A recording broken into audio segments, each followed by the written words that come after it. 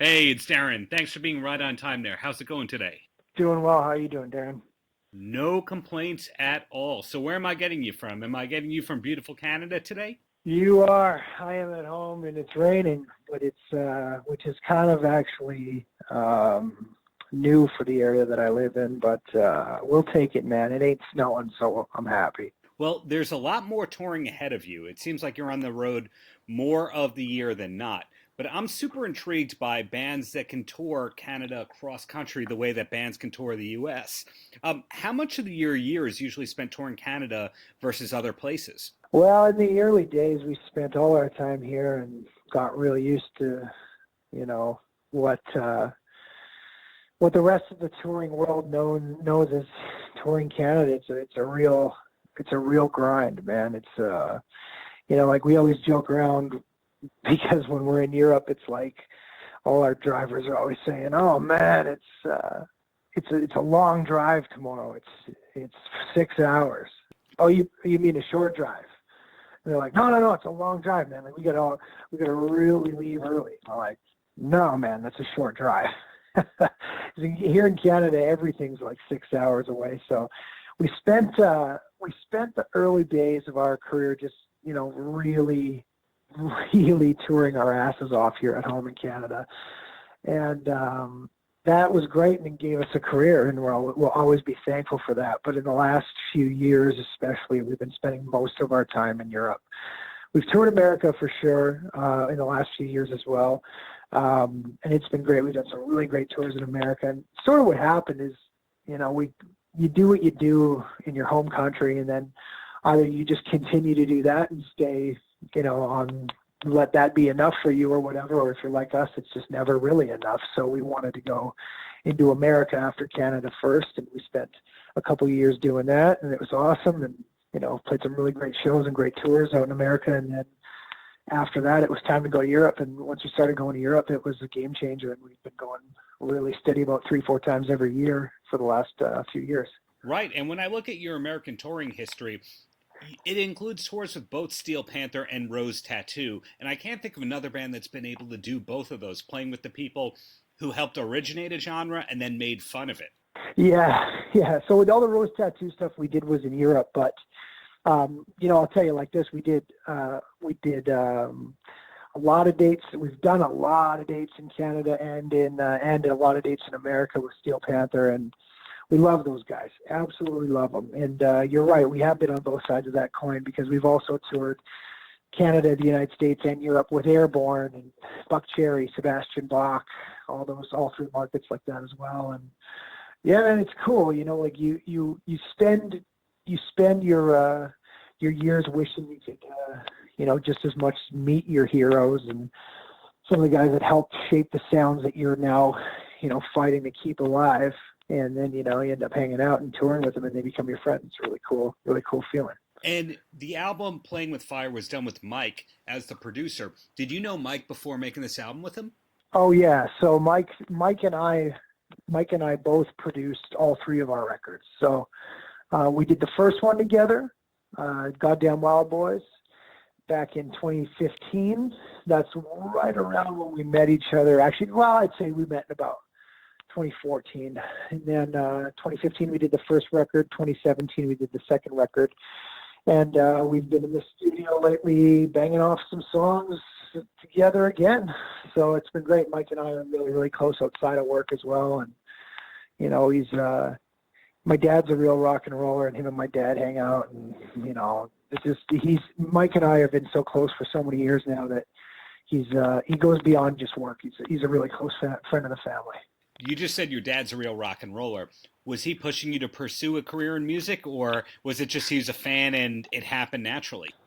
You know what? It was really a very organic thing, but it's definitely as a result of being around him when I was young, for sure. Because he sings and plays guitar and played drums, when I was younger, and he was in bands and shit. And then, we lived so far in the middle of nowhere, man. And anytime I wanted to go to town or, go see the movies or go to hockey, he's driving me to hockey or, anything like that. It was always like about a 45-minute drive into town from where we lived. So it just was that from such a young age, I'd say about like 6, even younger, is really where it started to take a hold, because on those long drives, it would just be nonstop greatness of AC/DC and Aerosmith and ZZ Top, and just all the shit that you need to hear when you're a kid growing up in the late 80s, early 90s. And what a time to be alive for music it was. And when you got someone like that who's a seasoned vet, if you will, in the genre, and he's shaping his young spawn in the ways of rock and roll. I mean, it worked out all right for me. So, needless to say, he's pretty proud, and I've gotten to take him to some pretty cool stuff, and he loves it. It's pretty cool, man. Well, what was the first band that really hooked you in terms of rock and roll? A lot of people say, well, I just listen to the radio, which I get, but other people say it's Motley Crue or it's Kiss or AC/DC.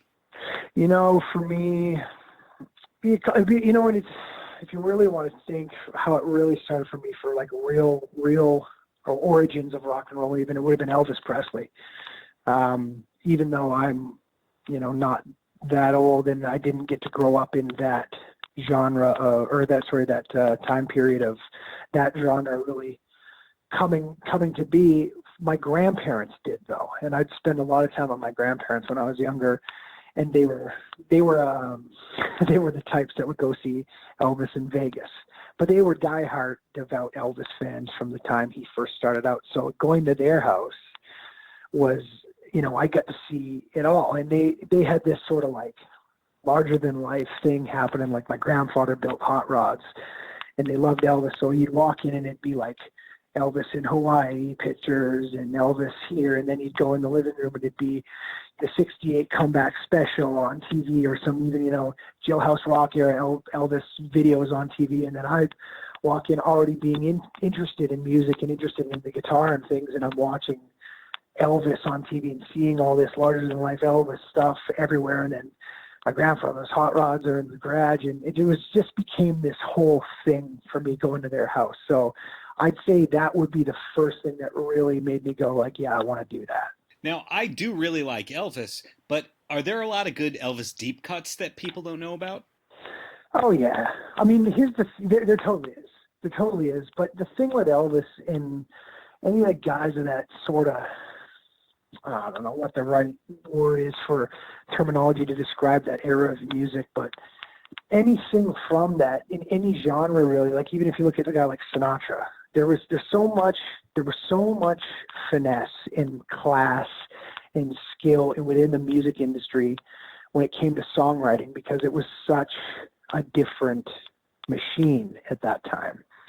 So you had all these fantastic songwriters putting together arrangements that sort of craftsmanship simply doesn't exist today. So really what I'm saying is you can basically look up any of these really classic artists like that from that time period and just throw it on and just hit shuffle. You're going to hear the songs you recognize that you love, and you're going to hear songs that you might not know, and they're just as cool because, again, there was so much more put into the music back then. Okay, now back to the Wild here. Did the exclamation point always go in your name, or is that a thing that came later? No, it was always there. It was always there, and I don't really know exactly how it happened, but it was there from the first logo we ever did.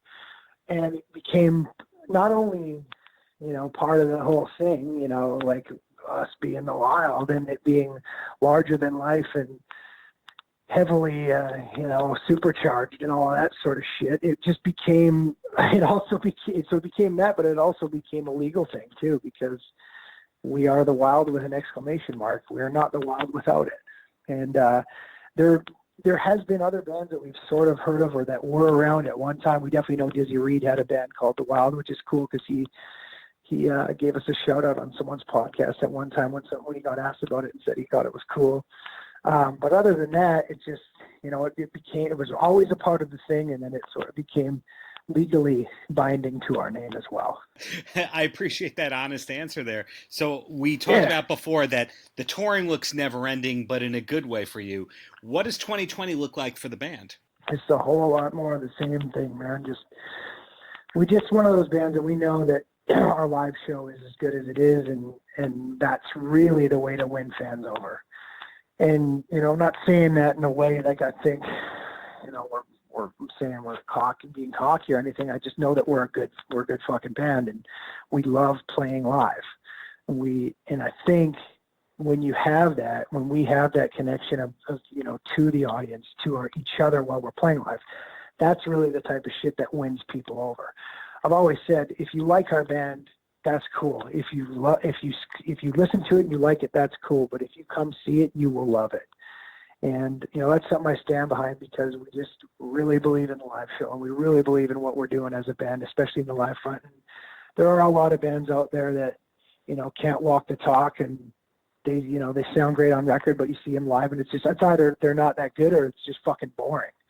And we're neither of those things. So we're just going to keep on doing the exact same thing that we always do. We're going to make music, we're going to get on the road, and we're going to just keep kicking ass.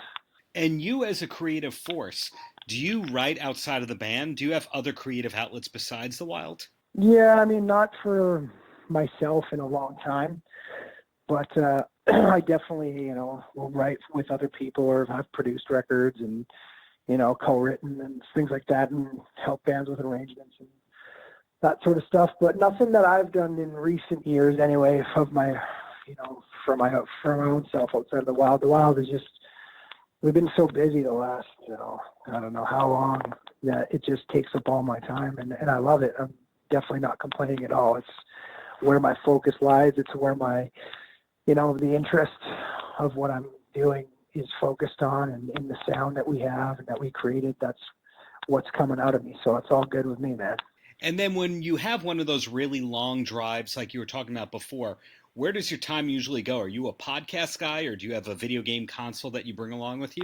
No, I'm pretty weird that way, man. I don't listen to nothing when I'm driving. It's some of the other guys when we're on the road think it's super fucking weird, but I think what it is that I'm a very reactive and reactive person. I absorb a lot, and I'm always listening, whether it's music or if I'm working, mixing our records or writing or, trying to figure a part out with the guys or rehearsing or whatever.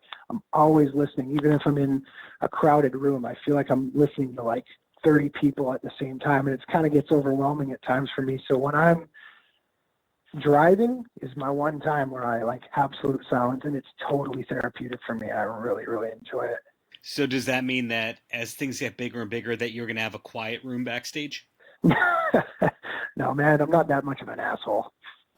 Give it time for that one. Well, seriously, you've been great. You've given me so much to work with. So in closing, Dylan, any last words for the kids? No, man, just if you think that if you're one of those people out there that thinks that there's no good rock music or rock is dead, these things people are saying, instead of hanging on to all these people that had their time and their time has passed, and you're saying rock is dying, and well, people die, people get old and people die, and we will always salute those people. However, there are a lot of bands out there that are trying to carry the torch. And if you don't want rock music to go away, support them, love them, and that's how this thing will never die.